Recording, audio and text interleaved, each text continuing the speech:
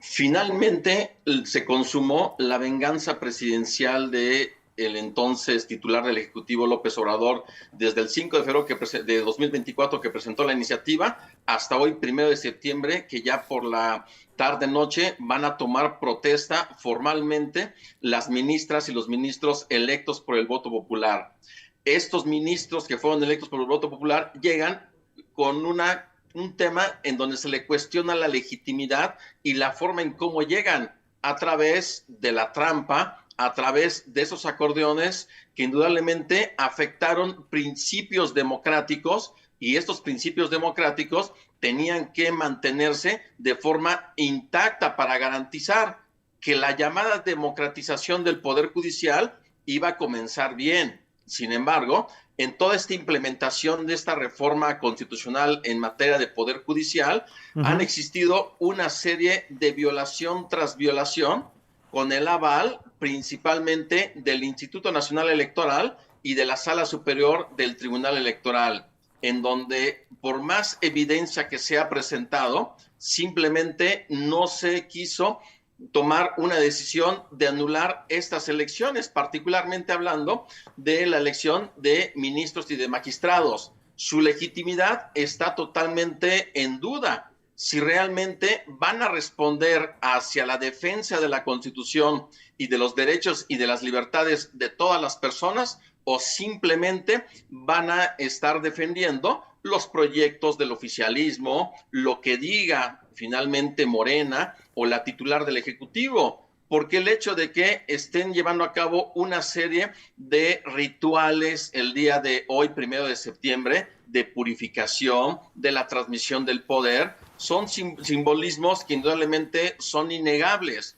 Sin embargo, en donde tienen que legitimarse quienes llegan al cargo es finalmente a partir de la toma de decisiones, a partir de los asuntos que resuelvan, a partir de las sentencias que vayan a emitir. Sin embargo, de los 9 ministros y ministras de la Suprema Corte, tenemos 3 que van a continuar en el cargo: Yasmín Esquivel, Loretta Ortiz y Lenia Batres. De ellas, creo que no podemos esperar absolutamente nada más que sigan confirmando que van a seguir defendiendo los proyectos de la llamada Cuarta Transformación. Es decir, nos quedarían de 9, nos quedarían 6, en donde veremos si nos sorprenden.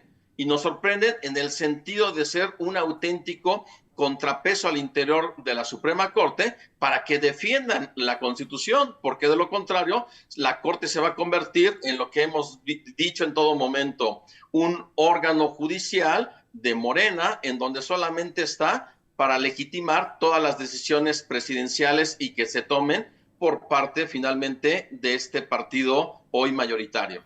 Sí, el reflejo de las carencias y de las características de estos 3 personajes que tú mencionas, Francisco, de Ortiz, de Batres y de Esquivel, que sabemos cuál será su postura, pero además también lo que ya habíamos visto, se pierde la autonomía del Poder Judicial tan importante, sobre todo en unos ejes y con pendientes tan grandes que tenemos en el país, asumiendo que con la impunidad y con los hechos que se ven y que se sufren en este momento, pues no solamente no vamos a ver algo en un corto y mediano plazo, vamos a ir en retroceso. ¿Cuál es la principal afectación, Francisco, que tú veas en estos términos? Y ya una vez más, e insisto, sin irnos a largo plazo, las principales afectaciones que vemos o que vamos a ver con la toma de decisiones de estos personajes y de la Suprema Corte de Justicia.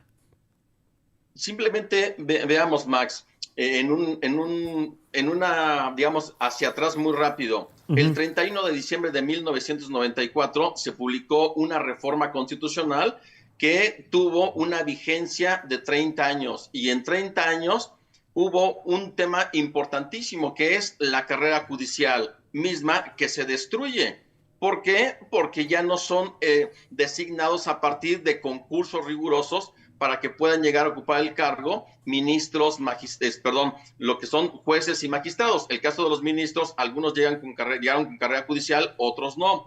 Pero en el caso de jueces y de magistrados, resulta que simplemente ellos van a llegar a través del voto popular. Y eso es una afectación inmediata, en donde muchos de los que van a llegar a partir de hoy, 1 de septiembre, simplemente no cuentan con la experiencia, no cuentan con una carrera judicial, no tienen la menor idea de lo que se hace en un tribunal o en un juzgado. Esa es una afectación fundamental en todo el sistema de justicia, y esta afectación finalmente es lo que hace que, lejos de estar fortaleciendo un sistema de justicia, vaya hacia atrás, vaya en retroceso. Y quienes finalmente vamos a tener esa posibilidad de estar identificando sus resoluciones, pues vamos a ser los abogados y los justiciables, y por eso es importantísimo que exista una vigilancia activa por parte de toda la ciudadanía para que se le exija tanto a la Corte, tribunales como juzgados, todo lo que tiene que ver con la transparencia en su toma de decisiones. Si en dado caso van a estar del lado del poder o van a estar del lado de la Constitución, si sus decisiones van a ser finalmente jurídicas o van a ser políticas, porque el hecho de que la política prevalezca ante el derecho es indudablemente un mal síntoma. Y por eso es muy importante que la ciudadanía estemos observando y dando un seguimiento a todas las personas juzgadoras electas por el voto popular. Sabemos que el cambio visualmente lo vamos a empezar a ver a partir de hoy, 1 de septiembre, pero a partir de que conozcan asuntos importantes, vamos a saber hacia dónde quieren llevar todo este sistema de justicia.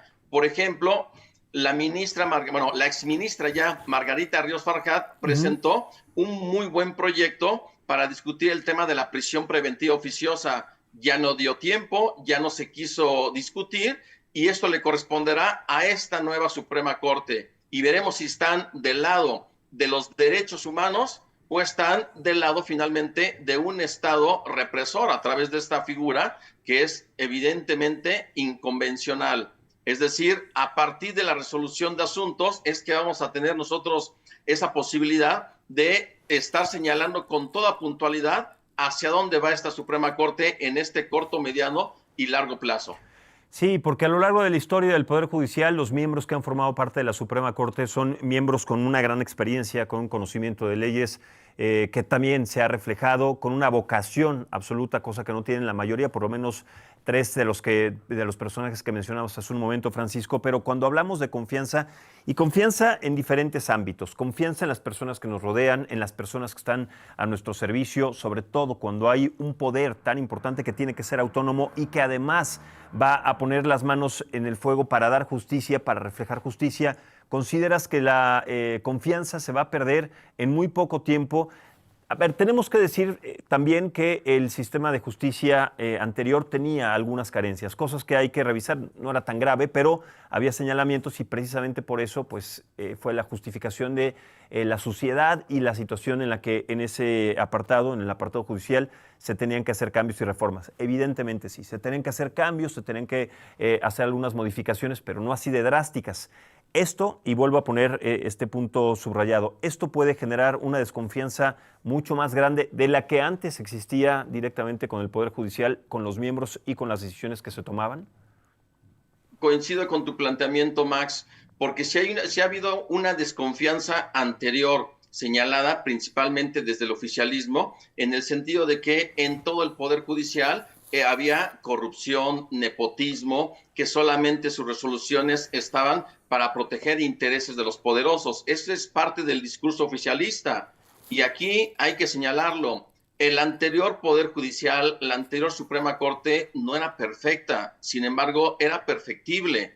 Si se quería llevar a cabo una reforma, tenía que hacerse a partir de un diagnóstico y no solamente a partir del deseo presidencial, y que tenía un sustento con un tema de venganza. ¿Por qué? Porque la anterior Suprema Corte sí defendió la Constitución por encima de las presiones presidenciales.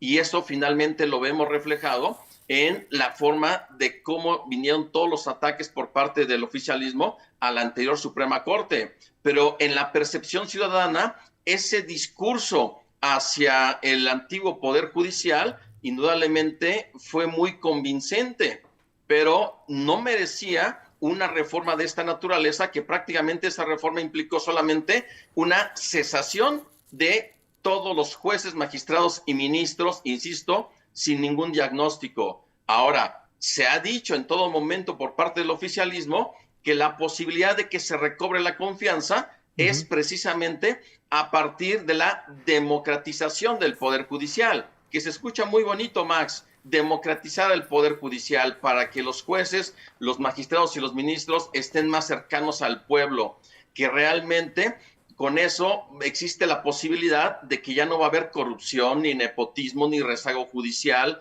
Es decir, esta bandera de que por el voto popular los problemas del Poder Judicial simplemente van a desaparecer, en mi opinión, simplemente es un no. Y sobre todo, que como bien comentas, en el tema de la desconfianza anterior al Poder Judicial, yo no creo y estoy seguro que se va a confirmar y que inclusive se va a agravar la desconfianza hacia este Poder Judicial, porque no hay forma de que se demuestre técnicamente, ni mucho menos con un estudio de prospectiva, cómo el voto popular va a hacer que se mejoren las sentencias y sobre todo si realmente va a existir una independencia, una imparcialidad y una autonomía.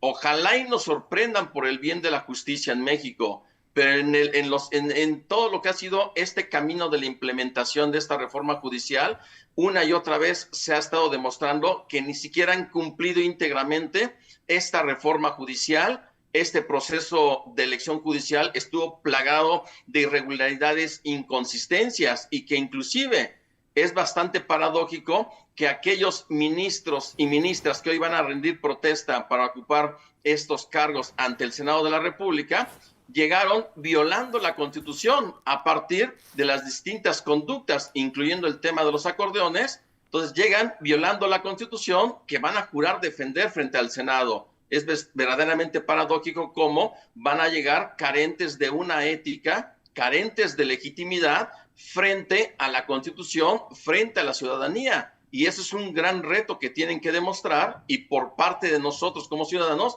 tener esta vigilancia activa permanente ante todos ellos, precisamente para estar señalando todo lo que está ocurriendo y no estar normalizando todo lo que puede estar ocurriendo en el sentido negativo en este nuevo Poder Judicial.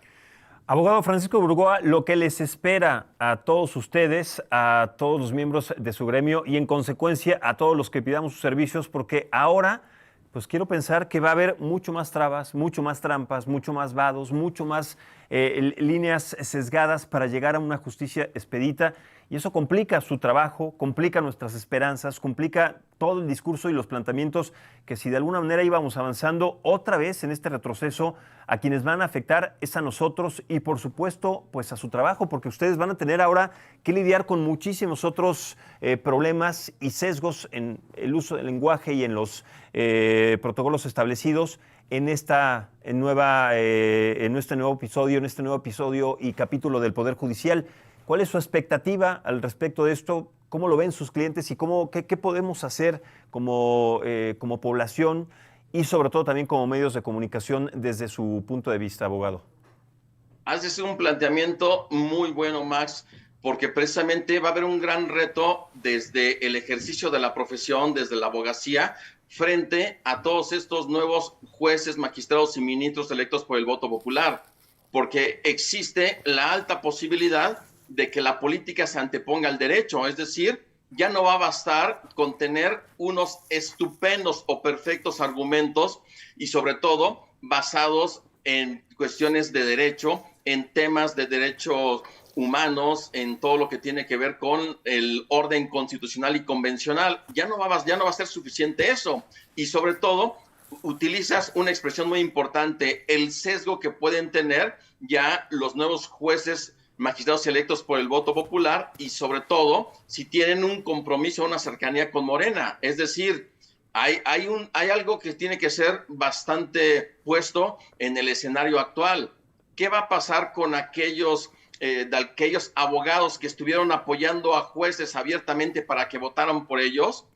Esos jueces se van a excusar cuando resuelvan asuntos de abogados que en su caso los apoyaron o no los apoyaron en campaña. Yo que he sido un crítico, Max, de la reforma judicial, y que he tenido la fortuna de platicar ahí en varias ocasiones con aquí en la saga con Adela Micha, ahora contigo. Sí. Simplemente, ¿qué va a pasar cuando llegue un asunto en donde yo soy el abogado? Posiblemente digan, este es un crítico, y simplemente vamos a anteponer cualquier argumento, aún de carácter político, para no darle la razón, a pesar de que jurídicamente tenga la razón. Ese es un gran problema en términos de lo que es el sistema de impartición de justicia, porque simplemente vamos a estar a expensas de que les caigamos bien o no a los distintos jueces, magistrados o hasta ministros de la Suprema Corte. Y esto, obviamente, quienes van a tener el tema al final, quienes van a perder, pues van a ser los clientes, van a ser los justiciables. Indudablemente, yo creo que antes de pensar en llevar un asunto ante un juez, yo lo que recomendaría sería trabajar principalmente en medios alternativos de solución de controversias, es decir, tratando de llegar a una conciliación, a un arbitraje, porque más vale, en este caso, llegar a un mal arreglo que tener un muy buen pleito, y sobre todo ante jueces que van a carecer de objetividad, que van a carecer de una formación jurídica y judicial, que realmente tengamos la confianza de que resuelvan los asuntos. Y esto es algo que vamos a empezar a ver en el día a día a partir de hoy. Ojalá y esto no dure mucho, a partir de que sea insostenible un sistema de impartición de justicia que, lejos de tener como base la Constitución, va a tener la base la política o las decisiones que así lo quiera el oficialismo. Pues qué desesperante, qué desalentador, abogado, porque en un ejercicio siempre de justicia, de buscar y encontrar la justicia, se tienen que presentar siempre pues, pruebas, argumentos, criterios, y ahora en este caso, pues todo este trabajo, todo esto que ustedes han conocido, todo lo que han estudiado, toda la experiencia que han llevado a cabo durante tantos años, pues se tiene que poner en un apartado distinto, porque ahora resulta que va a ser un trabajo, va a tener que ser un trabajo de relaciones públicas, el que me cae bien, al que invito a comer, a mi amigo, que más que el que presente argumentos, pruebas, que el que defienda la ley y el que defienda a los desamparados. Es desalentador, es triste, es preocupante, es inaudito, y verdaderamente es pues uno de los episodios más complejos y más desalentadores, insisto, que hemos y vamos a ver en el próximo proceso judicial durante estos años, mientras esto pues se mantenga. De nuestra cuenta cabe correr pues la voz y ser pues artífices de lo que esté fallando ahora mucho más que antes, porque esto no puede seguir por muchos años. Si sigue por 1 o 2 años, bueno, va a ser demasiado, y lo vamos a pagar, y lo vamos a pagar caro muy pronto. Así que ojalá que desde muchos frentes, abogado, podamos poner orden en estas cosas para que este poder autónomo tan importante que se defendió y que además se desarrolló durante tanto tiempo pueda regresar a esos bríos, claro, con sus modificaciones y con las cosas que hay que poner también siempre para mejorar cada aspecto, pero sobre todo en el aspecto judicial y el aspecto de las leyes. Es lamentable, y pues bueno, pues vamos a esperar a ver qué nos espera en este proceso, y a ver qué sucede el día de hoy. Un día complejo, un día difícil para la democracia mexicana, y bueno, pues que se junta con el primer informe de gobierno de una presidenta inédita, mujer, no por ser mujer, sino por una presidenta que viene además acarreando también muchos pendientes. Abogado Francisco Burgos, muchísimas gracias, abogado constitucionalista, gracias por todos estos aspectos, por todos estos temas, y por darnos amplitud de lo que sucede ahora y de lo que nos espera. Un placer gigante platicar con usted. Muchas gracias, abogado. Al contrario, Max, muy fuerte abrazo y excelente septiembre para todos. Igualmente, muchas gracias, abogado. Buenos días.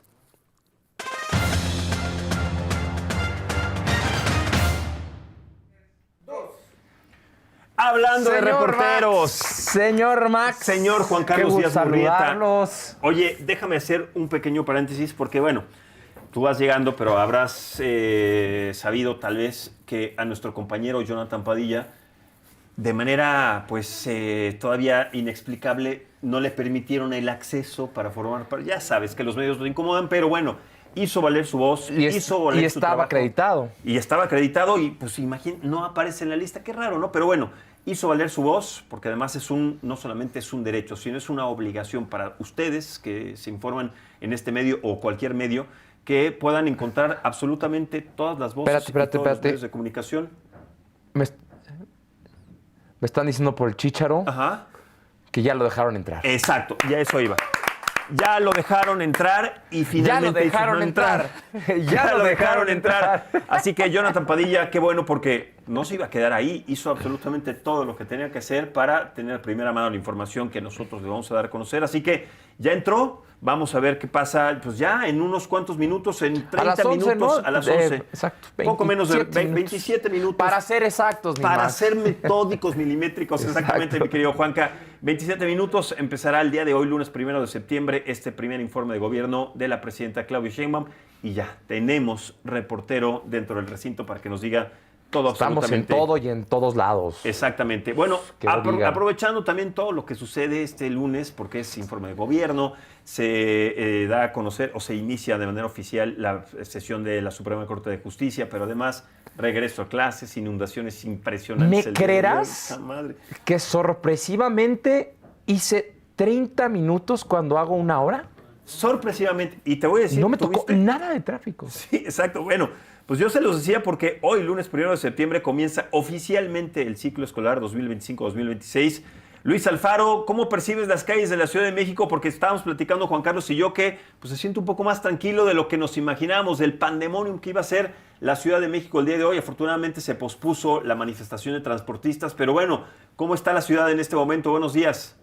¿Cómo estás, Max? Muy buenos días, gusto en saludarte. Fíjate que una ciudad bastante tranquila a pesar de que se reanudaran las clases durante esta mañana, que se preveía bastante complicada en materia de movilidad, no solamente por el regreso a clases, sino también por la serie de protestas que estaban programadas para este día, pero afortunadamente, como bien comentabas, se pospusieron. Y es que este lunes 1 de septiembre de 2025, más de 23 millones de estudiantes a lo largo y ancho del país reanudaron clases. Junto con ellos, también aproximadamente 1.2 millones de maestras y maestros regresaron a las aulas y más de 232,000 escuelas abrieron las puertas para iniciar este ciclo escolar 2025-2026. Cuando menos aquí en la Ciudad de México, pues la Policía Capitalina implementó un operativo Regreso Seguro 2025.